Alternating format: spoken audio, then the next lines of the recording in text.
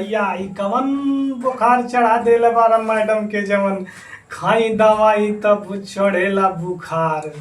तो ये पवन भैया ई तोहरे बुखार के चला ला इलाज बीमारी के इलाज करावल जाए और देखल जाए इमे का दिक्कत बा का परेशानी बा जवन मैडम के बुखार ना उतरता। सैया सुने ना दुखाता करी हैया हमार। सैया सुनी ना दुखाता करी हैया हमार।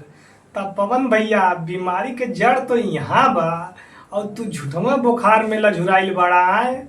बतावा कैसन तू दवाई दे ताड़ा तो कहाँ से बुखार उतरी। ये पवन भैया चला आगहू कुछ कहा देखल जाए का तू कैले बड़ा करादानी ई नदानी में।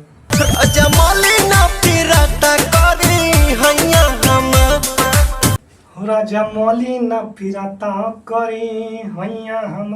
अरे का पवन भैया मतलब मनबा ना ई बुखार के और करी हैया में कौन डिफरेंट बा भैया। बुखार तो साला सिर पे चढ़ेला पूरा शरीर में चढ़ेला तू तो कहीं और चढ़ावा ताड़ा। ये पवन भैया चल तनी आगे बढ़ावा मनबा ना चढ़ा ला भाई तोहरे राज बा। भोजपुरी राजा हुआ ना तो काहे ना बैंड बाजा बजेगा। जब धैले या कवारी। हाँ मैडम का कालू है जब धैले या कवारी कहे के मतलब का बताहार। ये मैडम तनी हमार लोगन के साफ साफ खोल के बतावा ना तो हर कहे के मतलब का बा। मोर बढ़ल बेकरारी लसर फसर करे लगल देह साया साड़ी। का मैडम ई का कहा तारू की लसर फसर देह करे लागल साया साड़ी कहे के मतलब का बा। आए हमहू के पता बा ई जमन हा उमरिए ऐसन हो कि गलती हो ही जाला। तो चला तनी और खोल के डिटेल में समझावा का कहे चाहत बाड़ू तनी हमहू लोगन समझ ले। आजकल भोजपुरिया ना एकदम से जुलुम ढाए बा कसम से बतावत है।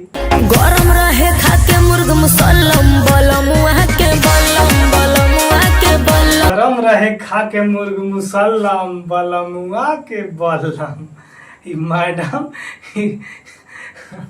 पवन भैया तो कमरे में बुखार चढ़ावा तारे तू तो मुर्गा मसल्लम मतलब मुर्गा के टांग खिया के कहे का चाहता रुआ। भोजपुरी में कसम से बेचारे मुर्गों को ना छोड़ी है वो पे वीडियो बना। ये मैडम का कही तो है जा चली जा सवेरे के गाड़ी पकड़ के। काश भगवान इनको बना देते मोनिका सिंह जी तो शायद मैं कोशिश करता कुछ। हाँ पवन भैया बहन के तो सही बात करा है। ऐसे अगर साफ सुथरा हाथ मांग लेता तो ई कुल गाना के जरूरतिये ना पड़त कि संयम माली ना दुखाता करी हैया हमार। खैर छोड़ा गाना बहुत प्यारा रहा पवन भैया के।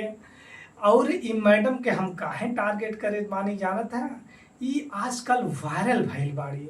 आ देखा हमरो वीडियो वायरल होता कि ना काहे के पवन भैया के जेब पे दिल आ जाला ना वो तो जमीन से पूरा आसमाने पे चले जाला। कसम से बतावती भैया पवन भैया तनी हमरो नजरिया फेरा हमहू कौनो बन जाई छोटा मोटा स्टार।